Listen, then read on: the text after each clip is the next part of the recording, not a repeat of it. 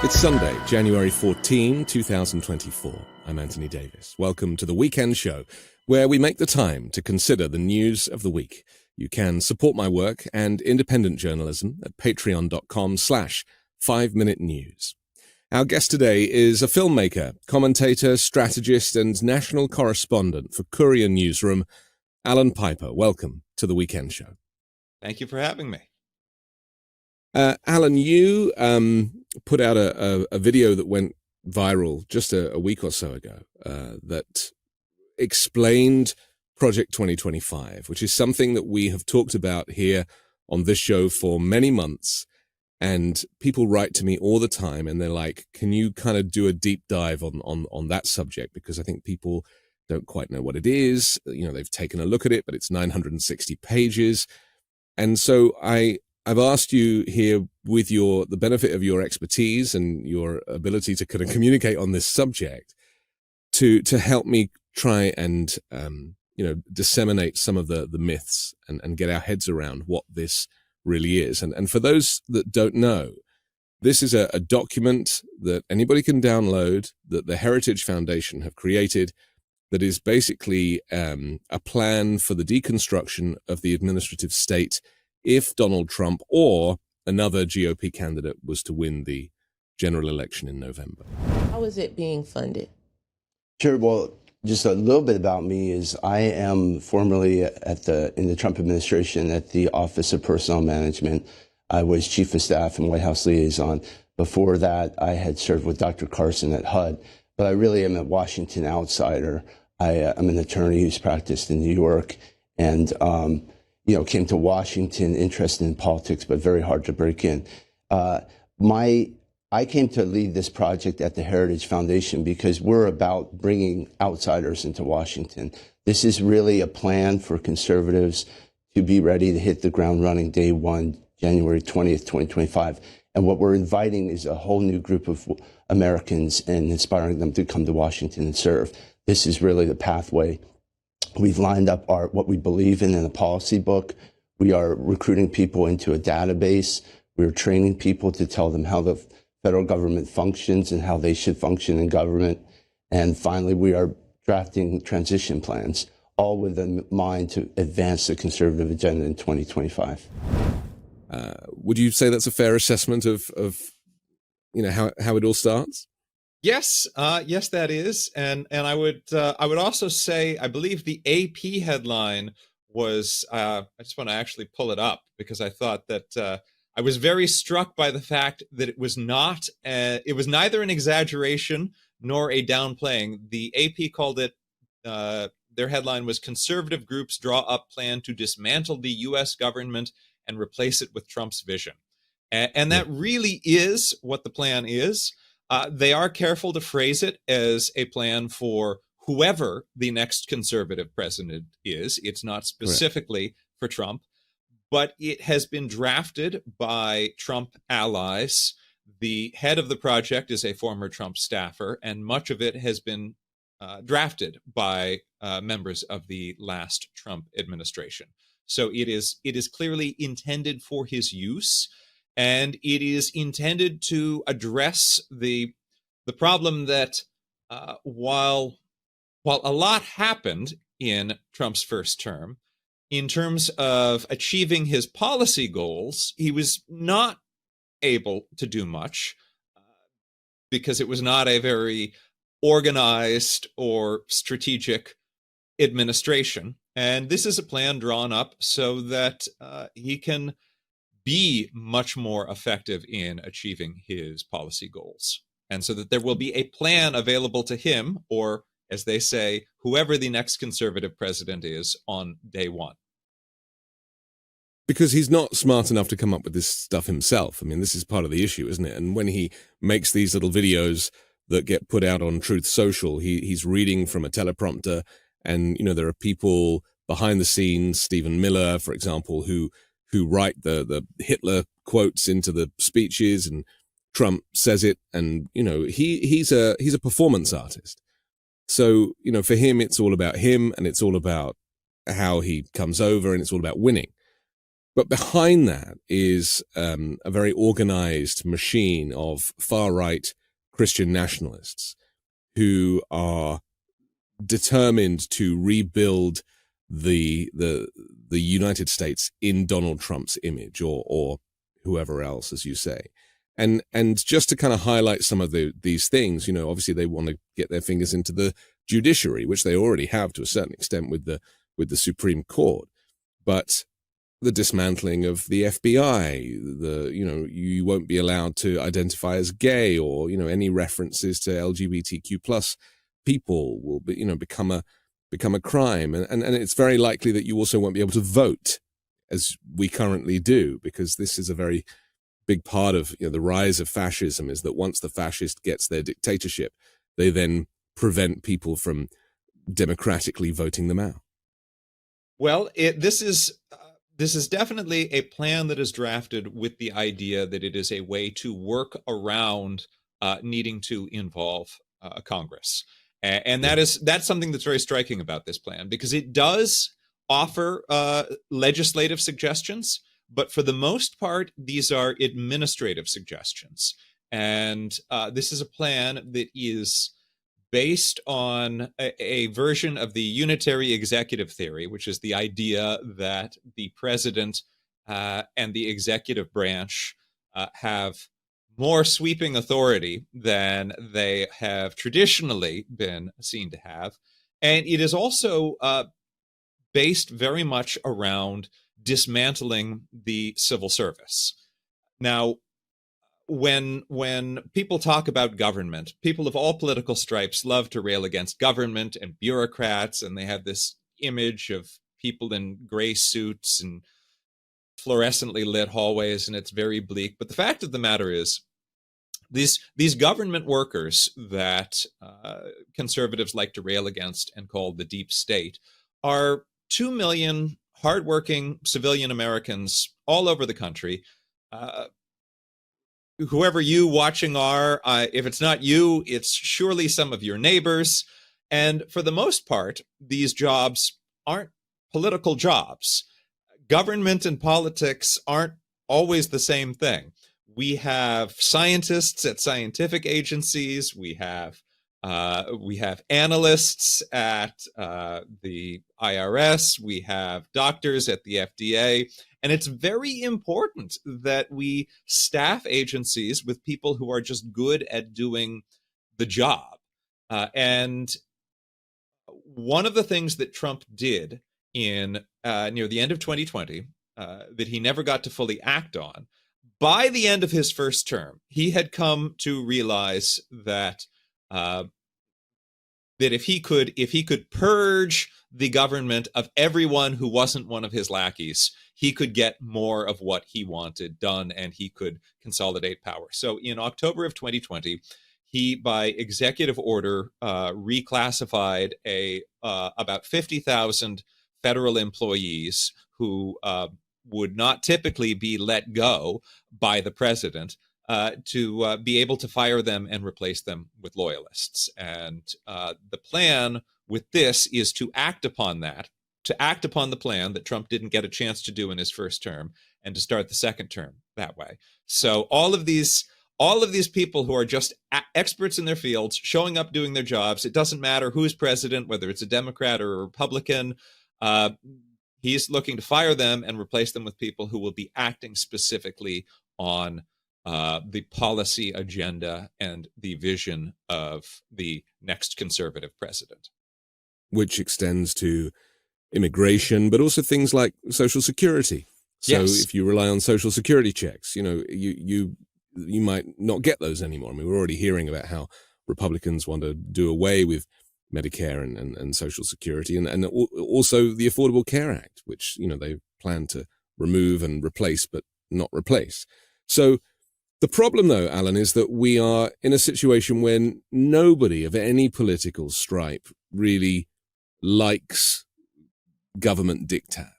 It's like people are always annoyed, or, oh, I have to pay my tax, or I have to, or they don't fix the roads, or, there is a natural desire to kind of moan against the authorities, parking restrictions or anything, right?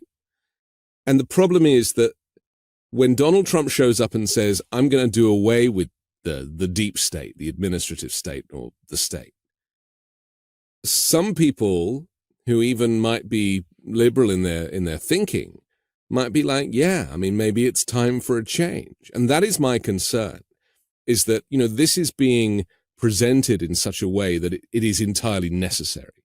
They don't present it as a Christian nationalist thing. They don't present it as an anti-LGBTQ thing. You have to get into the weeds of the paperwork to realize what this really is.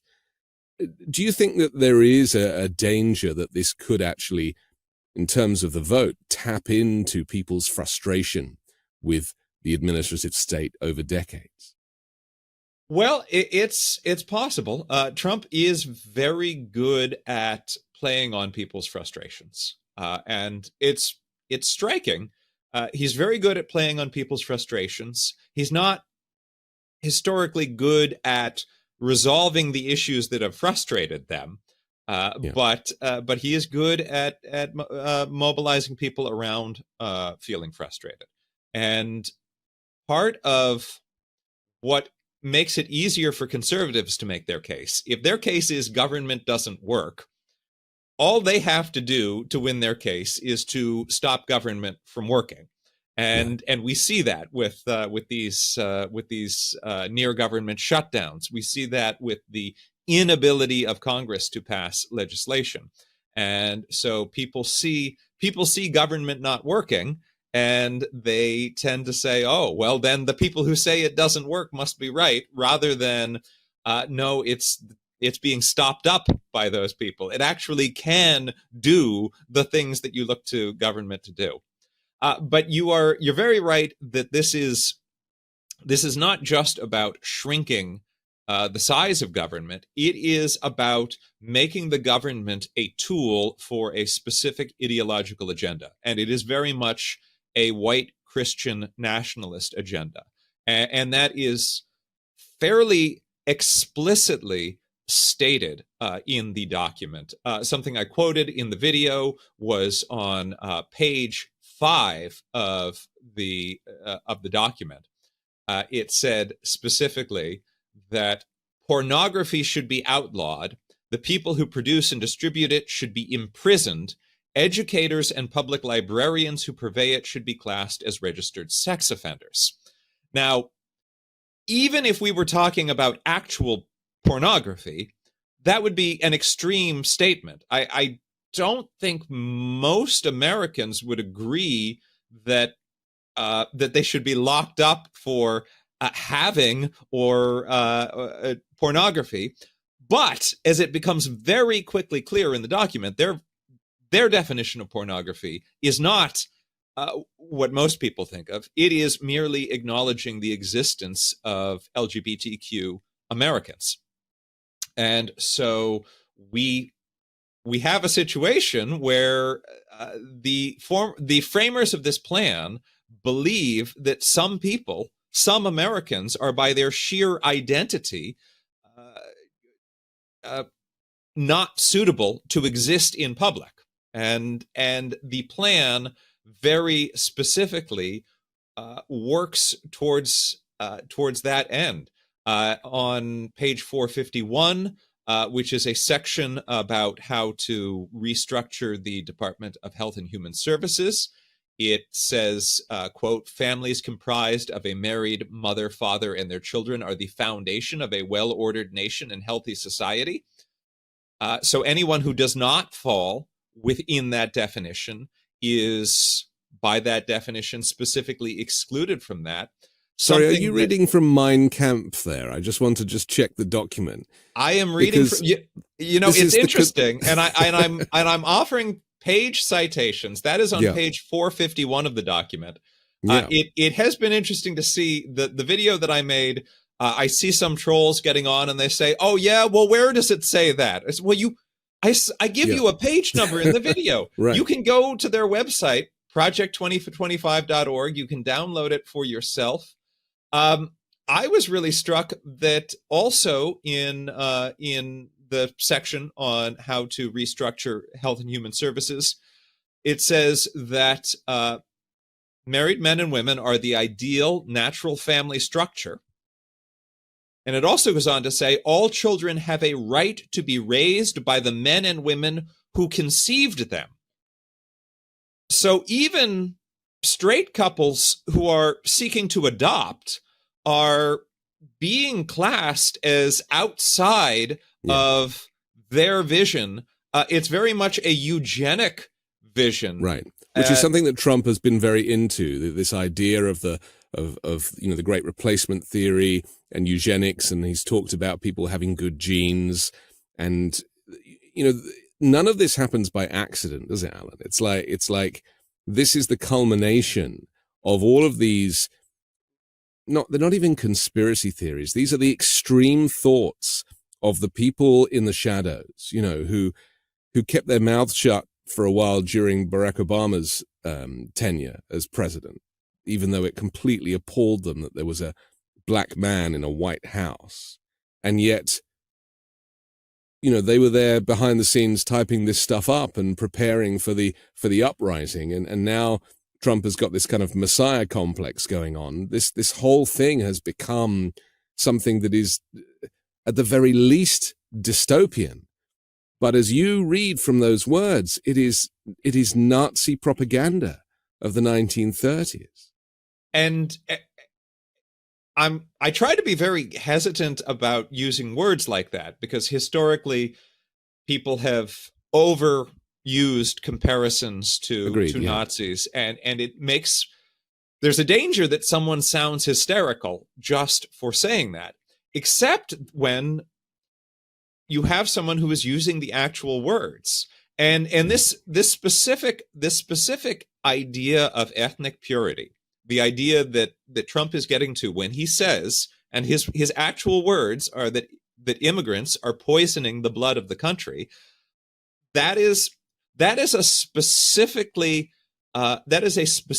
ethno-national idea that goes beyond mere authoritarianism to being a defining attribute of actual fascism. And so it is, before we started recording, you and I were talking about how I think a lot of conventional media are ill-prepared for this moment.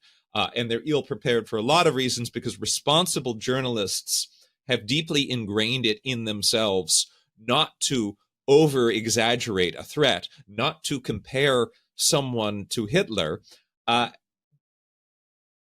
it has become so ingrained that when someone is using the actual literal quotes from Hitler, they tend to want to brush past it. The first time that Trump, in a speech, referred to his opponents as vermin, that did not even appear on the front page of the New York Times or Washington Post the next day. It was just sort of treated as another bump on the campaign trail.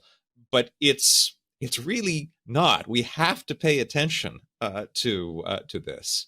And let's remember that Hitler was voted in legitimately. Yes. And this is often the way with fascists, is that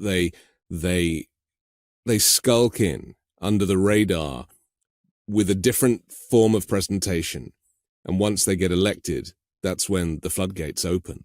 Yes. And, I was just going to say, I'm sorry, I interrupted you. I'm seeing that with Mike Johnson now, the new Speaker of the House, who is a far-right Christian nationalist insurrectionist, who is having to kind of play a long game, because I have no doubt that Project 2025 is that is his dream, but he's having to kind of agree to these continuing resolutions and just play along a little, because it's like the Trojan horse. Let's get them inside, and then we'll do the big reveal. Well, and I think one of the things that's been frustrating about the coverage of Mike Johnson is that because Mike Johnson is mild-mannered, that is reported on as being moderate. He does not yell the way Trump does. He does not make a scene. He looks like Clark Kent, but his positions are very extreme. And so treating him as a moderate or referring to him as a more moderate alternative has really been a misrepresentation by a lot of mainstream media. And it is the media time and time again that are dropping the ball on this. And why is that? I mean, maybe we should just ask ourselves quickly why, with Project 2025 printed, available, they're recruiting, and I'll talk about the recruitment side in just a moment, but you know, they're not hiding any of this. You can, as you said, you can download it, you can digest it, as exhausting and offensive as it is. So why is the mainstream media not really talking about it? Why is it not plastered on the front pages every single day, in your opinion? Well, I think there's a real fear on the part of the media of appearing biased. And I think that most media outlets are so eager, so afraid of appearing to be biased that they do not want to report on the actual words of Trump and his allies, because doing so seems like the words are so extreme that reporting on them seems like a smear, seems like something they could be criticized of being biased for. That in itself is so sad, isn't it? That because it's not journalism. You know, journalism isn't both sides, right? Journalism is fact finding and reporting on those facts, and these are the facts. And this is how, you know, because of the removal of the fairness doctrine under Reagan and the whole history of it, as we know, with the media, Roger Ailes, and we know the timeline. But we're at a point now where the media are going to drop the ball on Adolf Hitler 2.0 because they don't want to appear biased and be criticized for it. I think there's a real risk of that. And maybe on some level, it's not even fear of how they will appear. It's almost doubting what they're seeing. A level at which, well, he can't possibly, when they talk about creating mass internment camps for and rounding up 18 million people was what Trump at his last town hall said that he probably myself included, actually. I mean, that's the other thing to bear in mind, you know, going after immigrants, but also after journalists that don't report on them the way they want to be reported on. I think when people see this, they think, well, he can't actually mean that. It can't really be that. And that's why it's so important. It's so important to see what he's actually saying. And in the case of Project 2025, to go and read the words that are there. And Project 2025 is very explicit about what it wants to do. There are several main avenues that they're pursuing. There is a strong anti-LGBTQ element throughout, very much demonizing trans people, as if trans people were somehow a threat to the public. There is a very strong anti-immigrant theme. There is a general theme to make life more expensive for working people and less expensive for wealthy people. There's an extensive anti-environment theme. The gutting of the EPA and yes, you know, and also disbelieving in climate change, which is something I wanted to talk about later. But I mean, you know, the US is the second biggest polluter on the planet, and this new administration would want to ignore any threat of climate change. Yes. In fact, the plans in here would not only make it impossible for the administration under Trump to do anything to fight climate change, but would make it very difficult to for any future administration to do so. They want to disband the entire agency that has been monitoring climate and collecting data for over 30 years. Presumably that data would exist somewhere, but it would no longer exist within the federal government. and it would not be easy to rebuild that infrastructure. But the made-up crisis that is enabling a lot of this is the framing of immigration as an invasion. And what I think is one of the most striking things in this plan is the changing of immigration policy to be more of a wartime policy. Both in this plan and Trump publicly in his speeches have put forward the idea of deploying the U.S. military within the U.S. to conduct raids. There is a plan to detain. Trump at the town hall said that the number he was going for was 18 million people, place them into mass detention camps while their fate is decided, and then ultimately deport them. In this effort of prioritizing a war against an imagined invasion, we have the U.S. military deployed within the U.S. Local police enforcement would be deputized to act as immigration enforcement. Now, we already have been trying to come to terms with a problem in America of the overreach of law enforcement, and this plan would seek to let the Derek Chauvins and Joe Arpaios of the world decide that anyone that they perceived to be possibly an undocumented immigrant would be subject to their own enforcement. Joe Arpaio attempted to in Arizona. He ran a show me your papers policy where people could be pulled over, detained simply on the suspicion of being undocumented immigrants. And of course, they don't want to frame it as being specifically a racial thing, but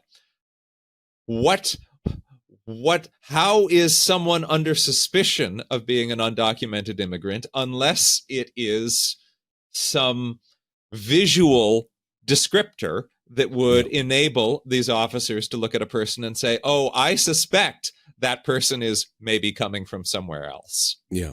And much of that would also lead to vigilantism as well. Yes. Because people would feel that they were on, Team Trump, MAGA Republicans, and that it would be their job to police the country. And then we'll see situations like the lynching of Arnold Arbery, for example, who was murdered on the side of the road by three, white men who just thought that they were doing good work by picking him up. I mean, this is the tragedy, isn't it? That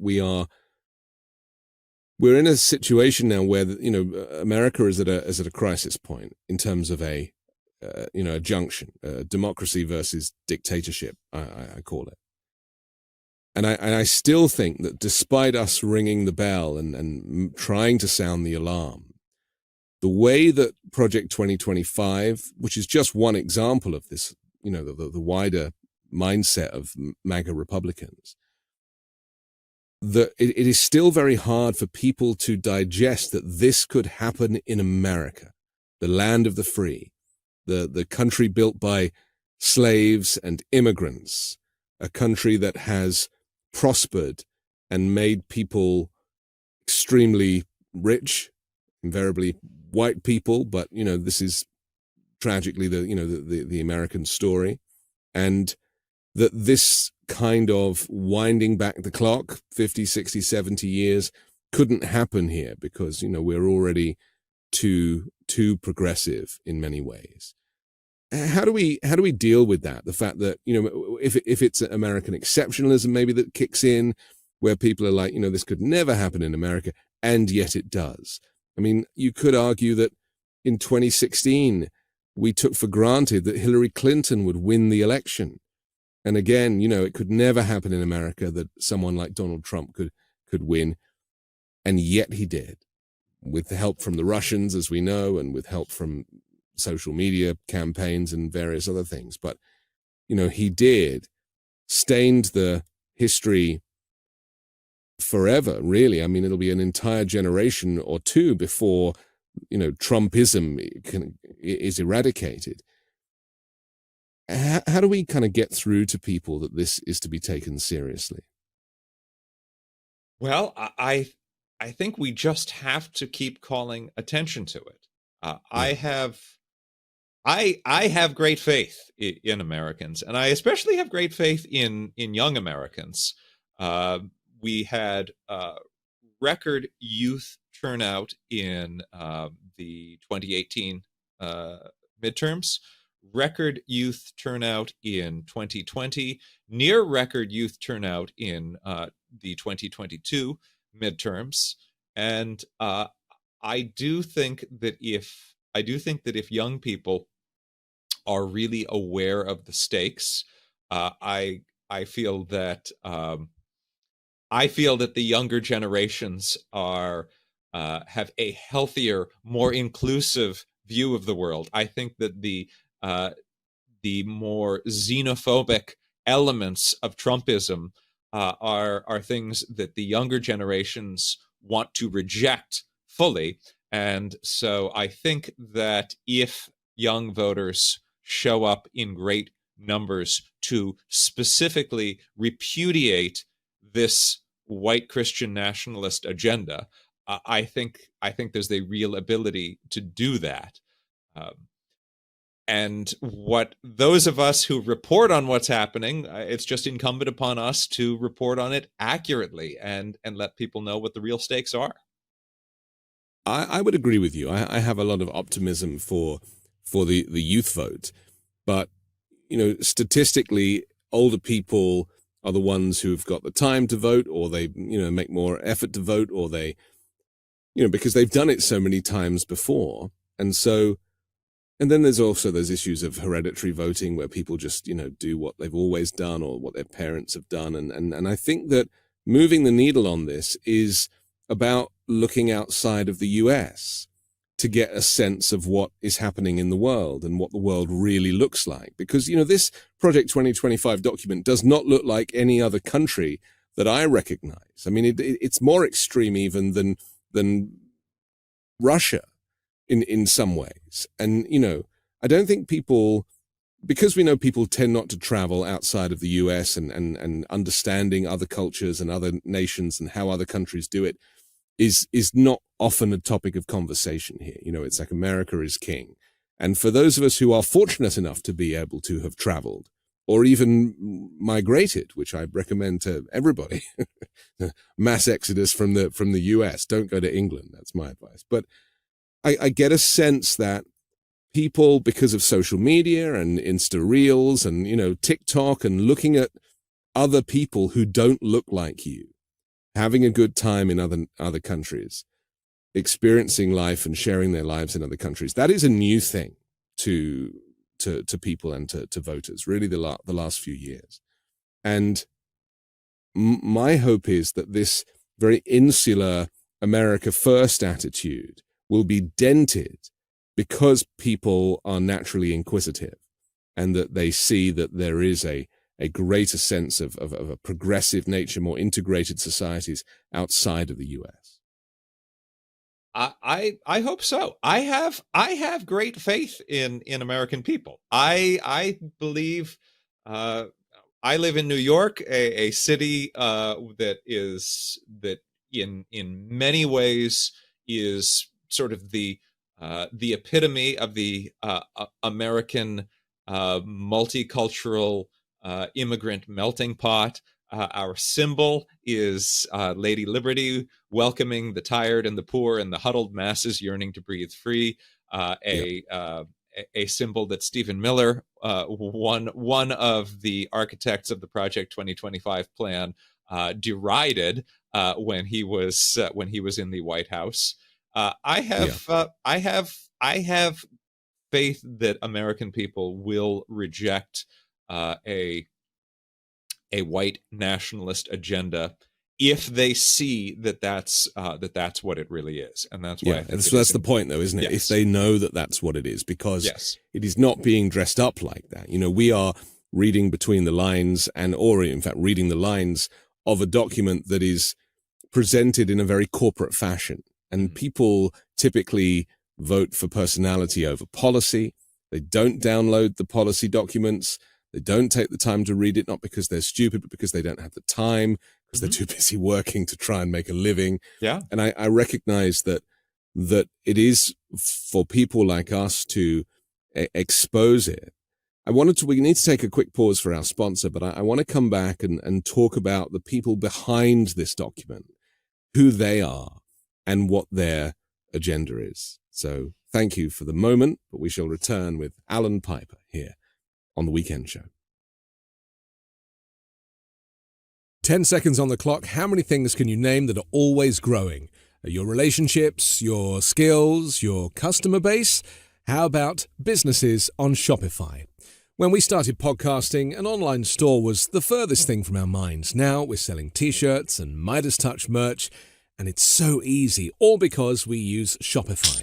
Shopify is the global commerce platform that helps you sell at every stage of your business, from the launch of your online shop stage to the first real-life store stage, all the way to the "did we just hit 1 million orders" stage. Shopify's there to help you grow. Whether you're delivering daily digests or serving sensational scoops, Shopify will help you sell everywhere. From their all-in-one e-commerce platform to their in-person point-of-sale system, wherever and whatever you're selling, Shopify's got you covered. Shopify helps you turn browsers into buyers with the internet's best converting checkout, up to 36% better compared to other leading commerce platforms. And sell more with less effort thanks to Shopify Magic, your AI-powered all-star. Shopify powers 10% of all e-commerce in the US. And Shopify is the global force behind Allbirds and Rothney's and Brooklinen and millions of other entrepreneurs of every size across 175 countries. Plus, Shopify's extensive help resources are there to support your success at every step of the way, because businesses that grow, grow with Shopify. Sign up for a $1 per month trial period at shopify.com/weekend. Go to shopify.com/weekend now to grow your business no matter what stage you're in. That's shopify.com/weekend. I've always found it difficult to find clothes that I like to wear. And when I find one thing that works, I just buy loads of them and just wear the same thing all the time. Well, men's closets were due for a radical reinvention, and Rhone stepped up to the challenge. Rhone's commuter collection is the most comfortable, breathable, and flexible set of products known to man. And here's why. Rhone helps you get ready for any occasion. The commuter collection offers the world's most comfortable pants, dress shirts, zips, and polos. You'll never have to worry about what to wear when you've got the Rhone commuter collection. The comfortable four-way stretch fabric provides breathability and flexibility that leaves you free to enjoy what life throws your way, from your commute to work or your 18 holes of golf. It's time to feel confident without the hassle. With Rhone's wrinkle release technology, wrinkles disappear as you stretch and wear the products. It's that easy. And with Gold Fusion anti-odor technology, you'll be smelling fresh and clean all day long. And on top of that, Rhone is 100% machine washable, so you can ditch the dry cleaner altogether. I personally love a technical fabric, something that is advanced and uses technology to make a more comfortable and more modern outfit. Now, the commuter collection can get you through any workday and straight into whatever comes next. So head to rhone.com/Anthony and use promo code Anthony to save 20% off your entire order. That's 20% off your entire order when you head to rhone.com/Anthony and use code Anthony, ANTHONY. It's time to find your corner office comfort. We're back on The Weekend Show. I'm Anthony Davis. We're joined by Allan Piper from Courier Newsroom. Allan, the Heritage Foundation is the organization that has published Project 2025. They're behind the website and the documents and the various aspects of it. But there's also around 40 advocacy groups that have also contributed to this document, that have the same thinking. And I think these are the types of organizations that exist in the shadows, right? These are lobby groups. These are think tanks. And the Heritage Foundation on their own website, they boast about the fact that in 2021 alone, they had 400 meetings with congressional staff, 120 meetings with members of Congress, 47 candidate briefings, 168 working group events on Capitol Hill, 80 Heritage alumni serving on Capitol Hill, and 30 congressional testimonies. I mean, these types of groups are very much integrated into the bubble on Capitol Hill. And most of us, I mean, I've never even been to DC, but most of us are not in that world, right? I recognize that people need to kind of know that the people that are walking the halls of Congress are not just candidates that they voted for, but are often the very people that are behind a document to, eradicate the state as we know it.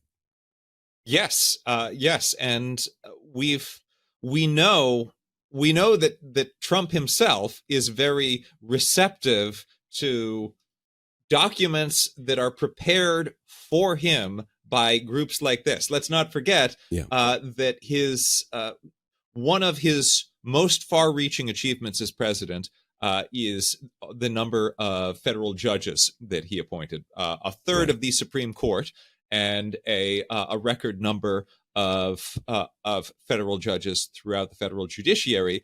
And he was working off of lists provided to him by organizations like the ones behind Project 2025. He was not drawing up his own lists. And so in that same way,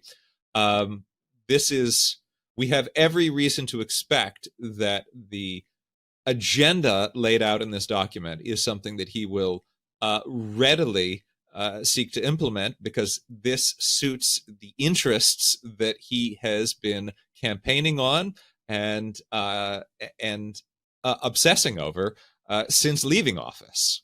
Right. Well, because they're doing the work for him, effectively. Yes. I mean, because him making a list would consist of a quarter pounder with cheese and a large fries and a Diet Coke. And so, that is the extent of his contribution other than the performance art. But something needs to be written on the teleprompter, right? He, in a kind of Ron Burgundy style, he needs to be given the material to work with, because when he's riffing, it's all just grievances, but he would never riff about policy. And so policy has to come from somewhere. And invariably it's left to the academics and the thinkers. And, there are plenty of those people on the right and the far right. And some of them are very eloquent. I mean, Steve Bannon is one of them. He is a very intelligent, very eloquent man. Admittedly, he wears 2 shirts and 3 jackets and 6 pens. But, we shouldn't be distracted by the fact that he was the guy at the very beginning that said he wanted to cause chaos, and he was the one that wanted to kind of bring down the administrative state, working alongside Donald Trump. And even since being ousted, he uses his podcast, his War Room podcast, to communicate with Trump people and even with the man himself. Yes. And so the beginning pages of the document list all of the people involved, and it really the contributors. Yes, it really is. It's a who's who. It is. It's a who's who of right-wing organizations. Yeah.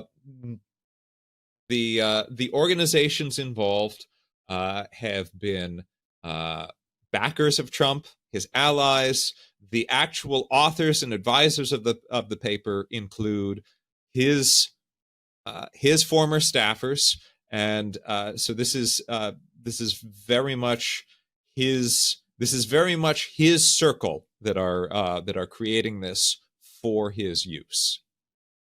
And something very interesting I thought when I looked at that list of contributors was they've done something very clever, which, the pro-life movement has done as well by branding themselves pro-life rather than anti-abortion, for example, is that they give themselves these names that would make the average Joe think that they are doing good. And I'll reel off a few. So, for example, There is the American Center for Law and Justice that is listed. There is the Center for Equal Opportunity, or the Center for Family and Human Rights, the Center for Immigration Studies. I mean, these types of organizations sound like they are there for the right reasons, but it's only when you dig a little deeper. And the sheer number of them as well, Alan. I mean, this is the other thing, is there is no shortage of organizations that are lobbying Congress, seeking to make life very difficult for anybody who is not white and Christian nationalist, I should say, and cisgender, who is married to somebody of the opposite sex and has 2 children and a Labrador. Yes, it is. Well, they've done a great job of selecting names. That is, that's for sure.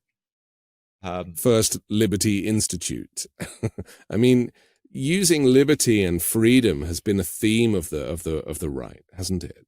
Yes. And yet, you would argue that for those of us who've studied this document, it is anything but about freedom. In fact, it's the opposite of freedom. So, could we just talk about how the word freedom in this context has been corrupted? Well, this is very much about stripping freedoms from a lot of people. And something else that is striking is tied to that freedom idea. Conservatives have historically advocated for state rights, and that is, and even with the abortion, they've said, well, it should be left up to the states. But this plan really lays out plans to take away the rights of certain states. Something that Trump has spoken about increasingly openly is his desire to overrule the state governments of states that he does not like. And in the section on the Department of Justice in this document, it gets into the plans of how the Justice Department, first off, they're looking to fully gut the Justice Department as it exists, which includes shutting down all investigations and prosecutions that are seen to be illegitimate. That they did not go so far as to specifically say shut down the prosecutions of Trump, but that is clearly the intention. But they have all right. Around page 5, the Department of Justice section starts on page 545. And to me, that's where some of this gets the most chilling. The FBI director has traditionally been a 10-year position. And the idea is that it would be longer than 2 terms of a president. So it would not be someone that the president hires and fires. The FBI director would not be working for the president. It was shocking when Trump fired the FBI director who was over an investigation into him. And here, the plan is specifically to make the FBI director and a political appointee, make him directly answerable to the president. And then on page 553, it says that the Department of Justice should take over law enforcement in cities and states where they feel it is not being done sufficiently. Now, I live in New York City. I know that there are all over the country. Everyone wants to be safe. There are always concerns about crime. Crime does exist, but the former president has falsely said that our city is a burning hellhole, and you walk down the street and you get shot.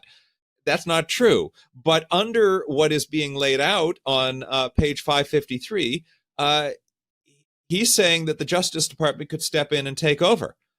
So instead of he's saying, well, Alvin Bragg's prosecuting me instead of prosecuting murderers. So let's just replace him with my guy. Send in the FBI, send in the Department of Justice, and take over New York City.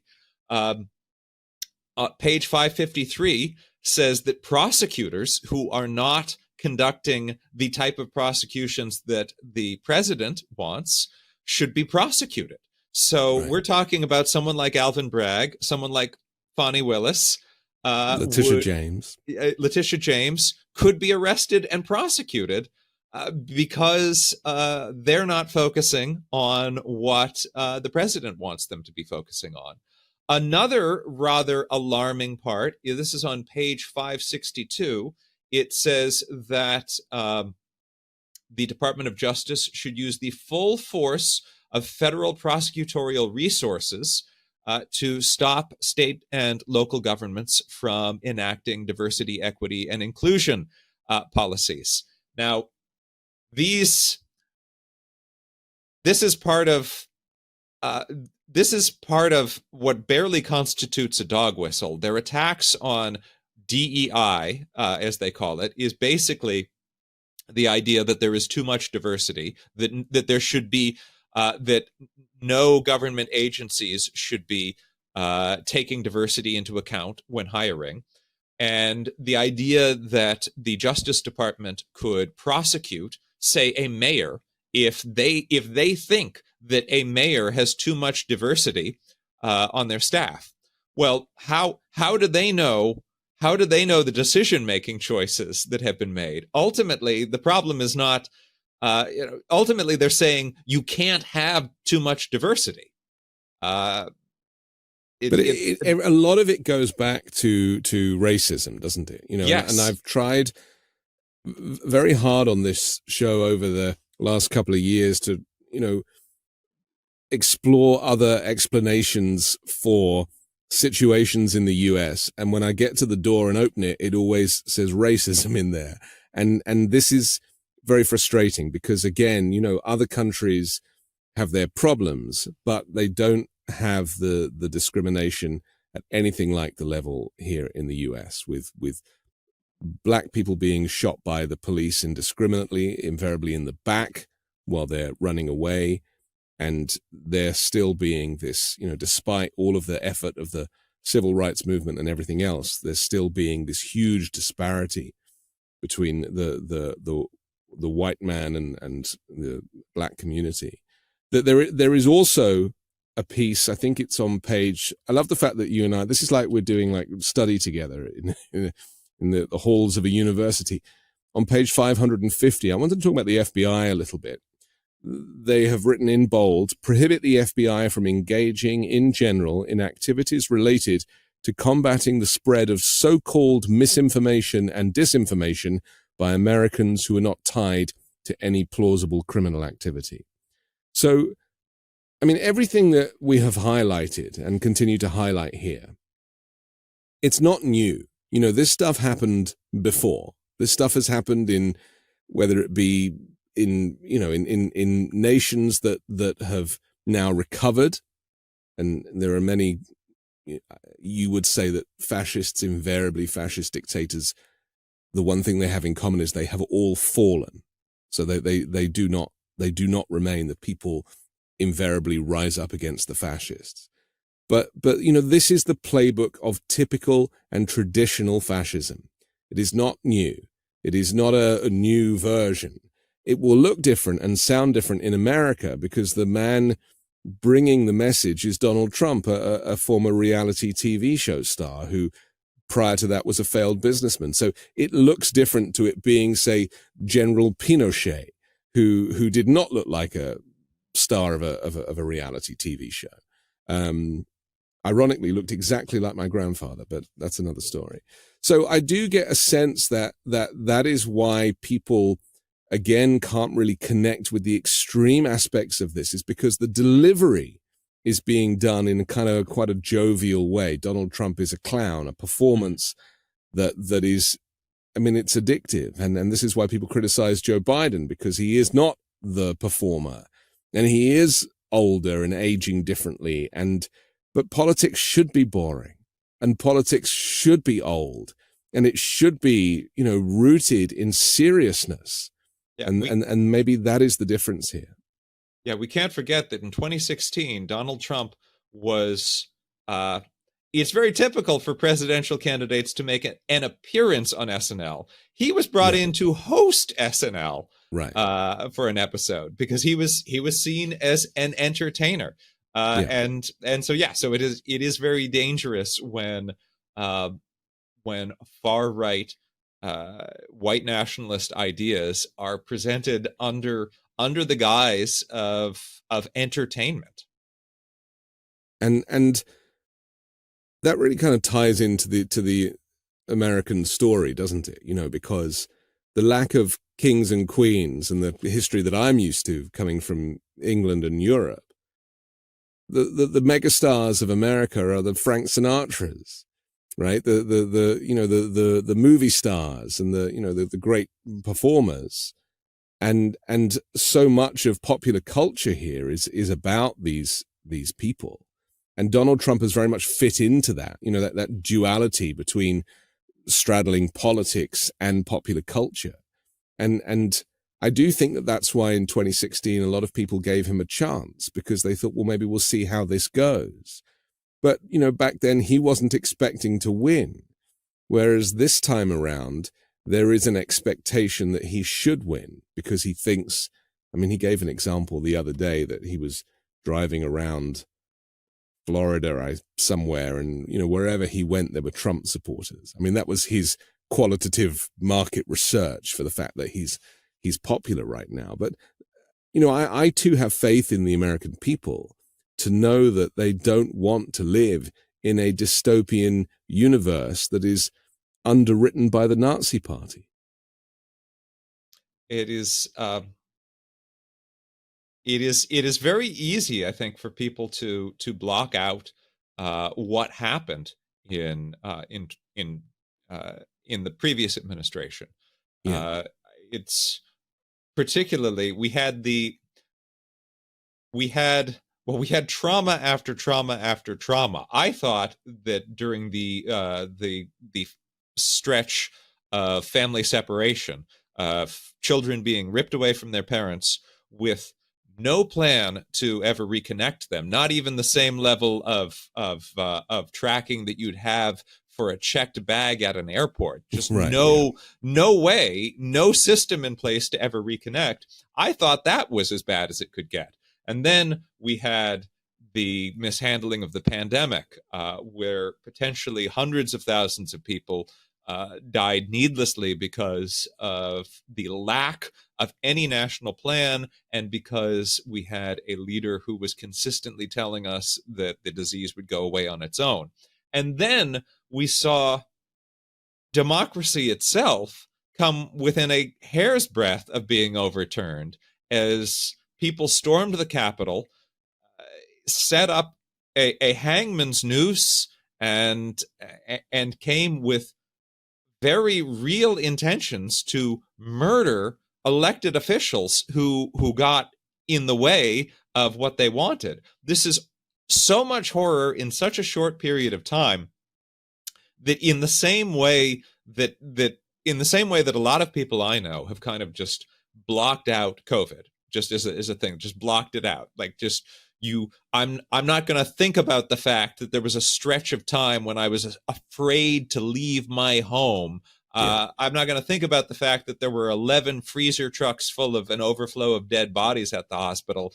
That was the flu or something. We've moved on. In the same way, I think there's a real tendency to block out January 6th, to block out the Muslim ban, to block out everything that was, to block out embracing the Proud Boys and the very fine the people Oath Keepers at Charlottesville.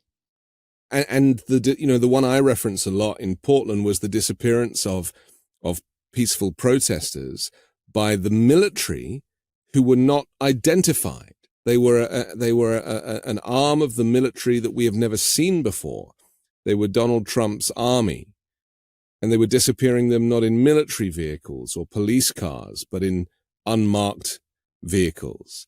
That to me was a sign, along with the Lafayette Square stuff, with the Bible and the buzzing with the military helicopter of the crowd and the gassing of the crowd. That is what I remember. The shops boarded up because of the National Guard being on the street and the fear of protest. The fear of protest from the Trump administration, incidentally. You know, they were terrified. They built a wall around the White House, you may remember. And that is a sign that, you know, the people have the power ultimately. There is more of us than there are of them. But, Allan, this document does do something positive in my mind. And that is that the fact that so many people have put their name to it, so many organizations have put their name to it, are proud of it, because it's very beautifully presented, very corporate fashion, nicely laid out. The website is very upscale. You know, it doesn't look like a kind of a QAnon deep web website or anything. You know, it's up there with ExxonMobil as an example.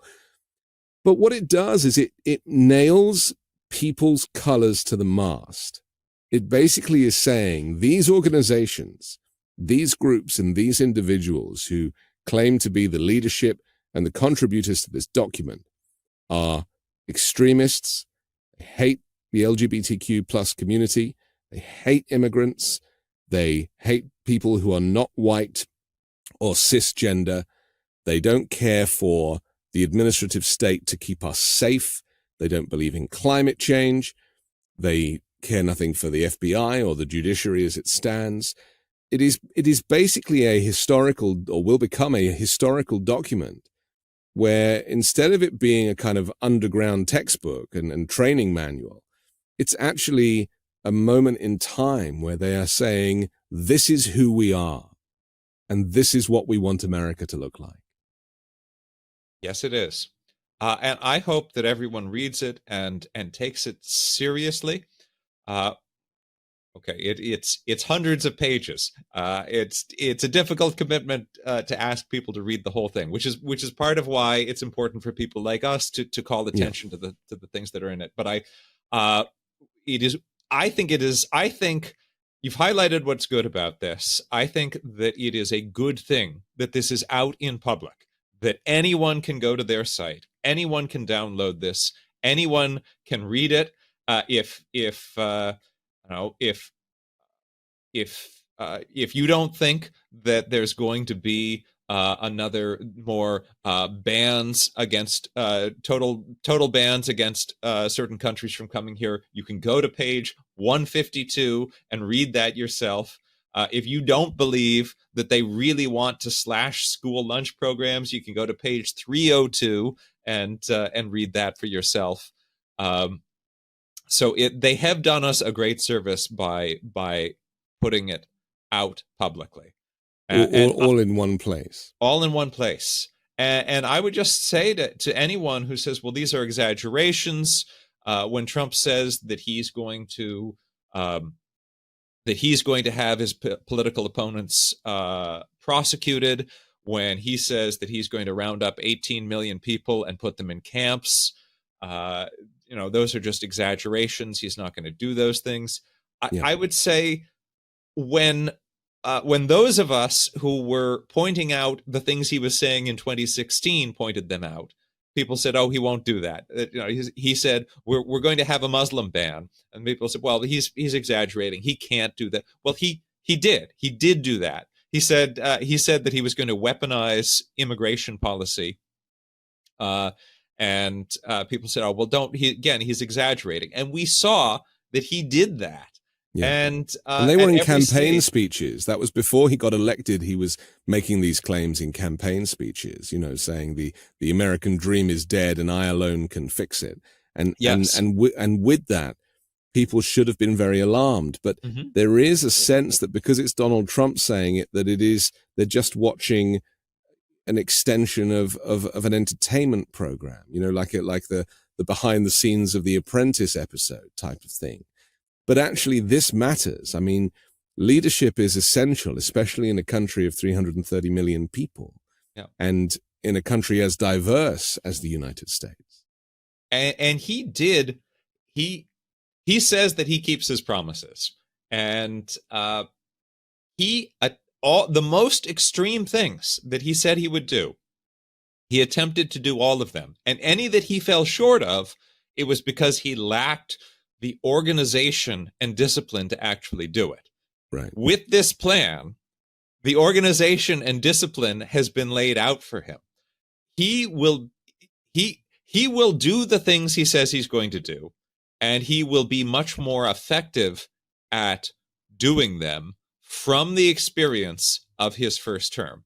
And so anyone who doesn't want to see the immigration policy weaponized against 18 million people, anyone who doesn't want to see the FBI become his personal police force and come into cities, blue cities and states, and take them over and arrest their prosecutors so that blue cities can be run under Trump's vision. Anyone who doesn't want to see that should be alarmed by the specific plans to accomplish that in this document.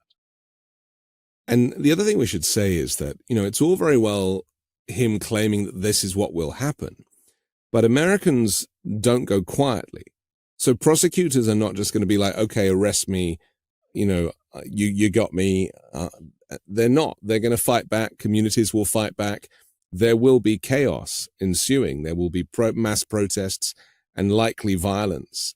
And it will become as chaotic as Donald Trump's previous 4 years, but only worse. Partly because they have a recruitment program in place as well, which is part of this project2025.org. Oh, they're yes. calling it they're calling it the Presidential Administration Academy. They say it's a one-of-a-kind educational and skill building program designed to prepare and equip future political appointees now to be ready on day one of the next conservative administration. This academy provides aspiring appointees with the insight, background knowledge, and expertise in governance to immediately begin rolling back destructive policy and advancing conservative ideas in the federal government. Again, not trying to hide it, trying to get people to sign up, trying to get people to come to the faculty. They say that you'll learn from a distinguished roster of former political appointees from 4 previous presidential administrations. I mean, this is a very well-organized group who are wanting to take the dispossessed, people who might not have a job, and be like, well, here's a job, here's my calling to actually, in the same way that January 6 mobsters felt like it was their duty to do this for their presidents, take back their country. I'm sure that people will fall for this recruitment drive too. And it is vetting people specifically on their loyalty to the MAGA agenda.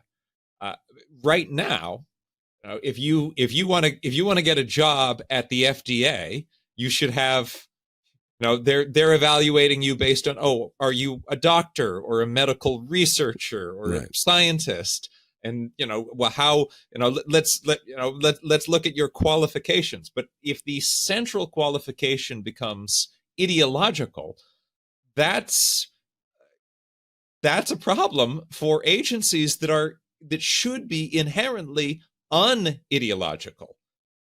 We want scientists at scientific agencies. We want engineers at analyzing public safety, and we want and public transportation. It shouldn't be an ideological litmus test, which is alarming. Also, in addition to recruiting the people to work in these jobs, there's very much an effort to continue to tell groups like the Proud Boys to stand back and stand by. The section on the Department of Homeland Security is, I think, one of the most, which begins on page 133, is, I think, one of the most alarming overall sections in the document. And part of it is actually seeks to disband the Department of Homeland Security altogether and replace it with a new border security agency. And that does several things, one of which is it makes Homeland Security specifically and only about the border, which means that Homeland Security has recognized in recent years that the greatest terror threat within the U.S. is domestic extremism. And by getting rid of DHS and replacing it with an agency that is focused only on the border and only on external threats, that means that specifically there is no longer an anti-terrorism agency combating domestic terrorists. This is an invitation to domestic terrorists. Also, later on in the section on the Department of Justice, it specifically gets into having, yes, on page 552, it seeks to have the FBI stop policing conservative groups. Then on page 558, it specifically says that the Department of Justice should stop enforcing safety zones around places where people get abortions, so that basically they're giving the stand-by sign to any domestic extremist group that wants to become the civilian paramilitary for the MAGA agenda. Well, they're offering them training as well. I mean, that's the other thing, aren't they? Which will legitimize the vigilante, or legitimize the kind of, the lone gunman, because, we've seen that time and time again, that invariably people that choose to take the law into their own hands have been motivated to do so by right-wing media or by Donald Trump directly, because of fear-mongering and claiming that, immigration is the problem, when in fact immigration is the reason that we're all here.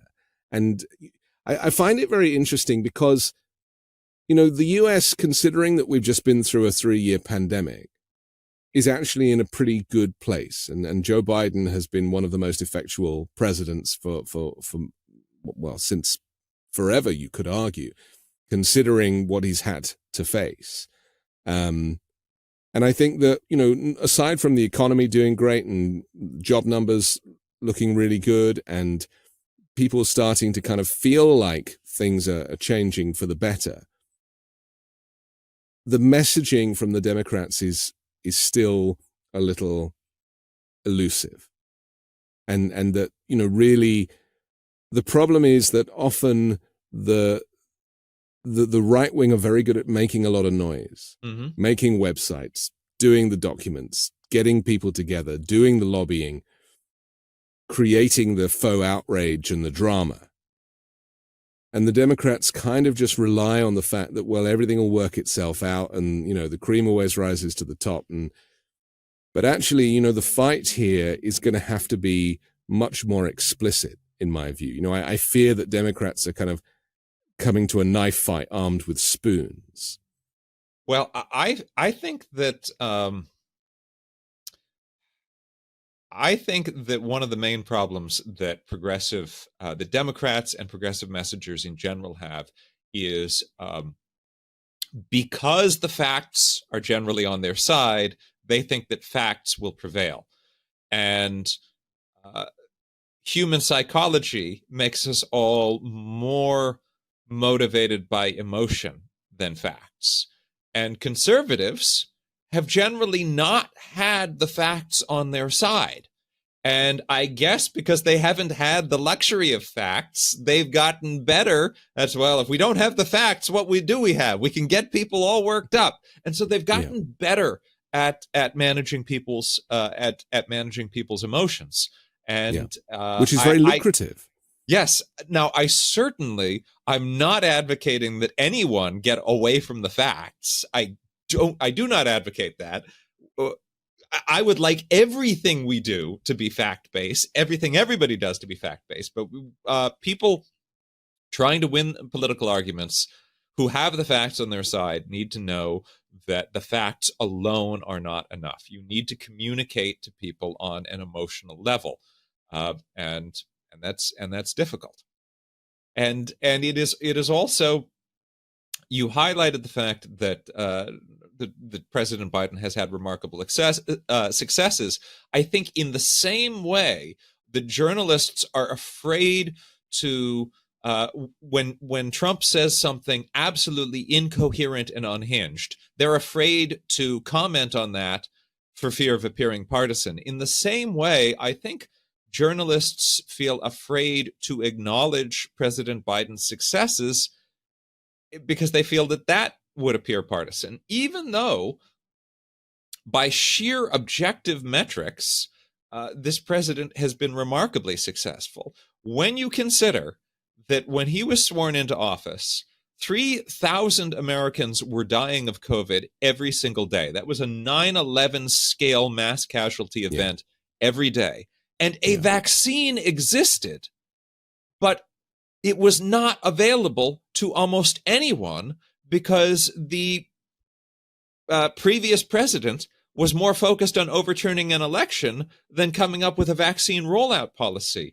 I believe it was roughly 1 million vaccines had been, he had set a goal of 1 million vaccines by the end of 2020 and came nowhere near it. At the pace of vaccination that was happening at the end of Trump's term, it would have taken over a decade for the vaccine to be widely available to Americans. But within a matter of months, because President Biden invoked the Defense Production Act, he set up mass vaccination centers. Within months, every American who wanted a vaccine was able to get one. And it's only because of that that people were able to go back to jobs and go back to restaurants and start living, and the economy started moving. If he had accomplished nothing other than that, that would have been a historic accomplishment. But then on top of that, you have 14 million jobs created in his first term, more than under any president's single term. And some people say, oh, well, those are just the pandemic recession jobs coming back. No, it's more jobs than had been lost have been created. We are seeing rising wages. We are seeing a greater pro-labor activity from an administration than we have seen maybe since Teddy Roosevelt. I don't know. We're seeing antitrust enforcement, which had really gone by the wayside for the last several decades. So obviously, it's not a perfect administration. None are, and journalists should highlight and point out the mistakes, but they should also point out these objective successes. Yeah. The fundamental difference between the conservative or MAGA Republican thinking and the Democrats and progressive thought is this difference of opinion on regulation. I just want to kind of finish with this because, of how important it is. The Republicans claim that, everything should be deregulated. Let the market be free, just, deregulate it, let it all work. It'll all work itself out. And they claim that Democrats have like the opposing view that everything should be locked down and regulated. And that simply isn't true because, we live in a capitalist country and capitalist society and no one plans on rolling that back. It's too far gone anyway. But if you deregulate, say, the Environmental Protection Agency, for example, and your water supply gets poisoned, which is something that Donald Trump was, very much did. The amount of deregulation of the EPA during his presidency was unprecedented and so dangerous. Even withdrawing from the Paris Climate Accord. I mean, he did that straight away. The Iran nuclear deal. He didn't read these things before he pulled away from them, but he just wanted to undo anything that Barack Obama had done. So I think it's just important to remind people that regulation is important for maintaining a civil and safe society. And I think sometimes a lot of that gets lost in translation. Absolutely. I mean, you get into around page 363 in the document when you get into the Department of Energy.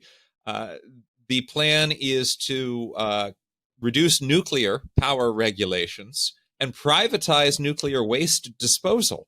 Now, when you privatize something, when private for-profit companies are in charge of something, their main concern is going to be what's profitable.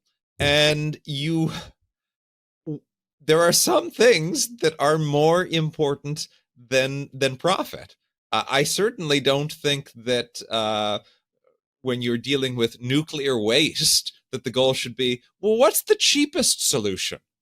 Or when you're dealing, we saw the tragedy of Flint, Michigan, which is going to be, which is going to afflict an entire generation for all their lives, is that we saw what happens if we leave the safety of our water, the most basic resource that all humans need. What if we just make the criterion for that, what is the cheapest solution, not what is the safest, most secure solution? The impacts are catastrophic. And it will reduce America to a kind of third world nation in terms of basic needs, healthcare, housing, water supply, just the things that we need, because there is a bigger crisis coming down the road, aside from another pandemic, which is inevitable. But that is the climate crisis, mass migration, and the fact that the planet is getting warmer and that the weather systems are changing to the point that now we have extreme weather. I mean, the tornadoes in Florida just this last week were unprecedented. And yet, I've seen these kind of newscasters reporting on these stories, standing in the middle of these crazy weather systems and not mentioning climate change because they're, the bosses at their media organizations, they don't care for it. It doesn't sell well. It's not, it's not good for business. I mean, that is also going to be the next big problem. Once we've dealt with the short-term fascism issue and this playbook, we then have to deal with the fact that the US has completely dropped the ball when it comes to preparing for the climate crisis. Absolutely. And this plan would not only prevent progress from being made on climate during the next administration, but if it were possible to have an administration that is the opposite afterwards, and if Donald Trump is reelected, I think it is legitimately in question whether there would be the opportunity 4 years later to elect a different type of leader. But even if it were, the changes made in this plan would make it so difficult for any future administration to fix what had been done. If you get rid of all the climate scientists at the EPA, it's not like you can just have them back in a moment. If you get rid of the infrastructure of the science that we have been using to try to study climate, you can't just have that back in a moment. And they're seeking to take away all of the clean energy investments that have been made in the Inflation Reduction Act. In their section at the Department of Energy, which starts around page 363, they want to take away the EPA's ability to regulate greenhouse gases. They want to assert federal authority over states to prevent states from imposing their own guidelines. This is specifically aimed at California, which is seeking to have to set its own carbon emission standards. This next administration, a Trump second administration, would step in the way of that. So much for state rights, and they are looking to get rid of NOAA, the agency that studies climate, fire all those scientists, and heavily invest in drilling and subsidizing fossil fuel industries. Yeah. It's very oil rich, this whole playbook. I should just say finally that, this plan is not something like over 4 or 8 years. This has a kind of 180-day attachment to it. They say the time is short and conservatives need a plan. The project will create a playbook of actions to be taken in the first 180 days of the new administration to bring quick relief to the Americans suffering from the left's devastating policies. I mean, there it is in black and white, the Project 2025. We encourage everybody to look at it, project2025.org, and to recognize that, this is, as was predicted, when fascism comes to America, it'll be wrapped in the flag and carrying a cross. Allan Piper, thank you very much for joining us and helping us to expose and explain the details of Project 2025. Well, thank you so much for having me, and thank you for helping call attention to this. My thanks to Allan Piper, and I would very much like for you to visit and support me and independent journalism at patreon.com/5Minute News. You can download and subscribe to the 5 Minute News podcast and also my series Explained. Join me next week with a brand new special guest and more factual news to discuss on the 5 Minute News Weekend Show with Midas Touch.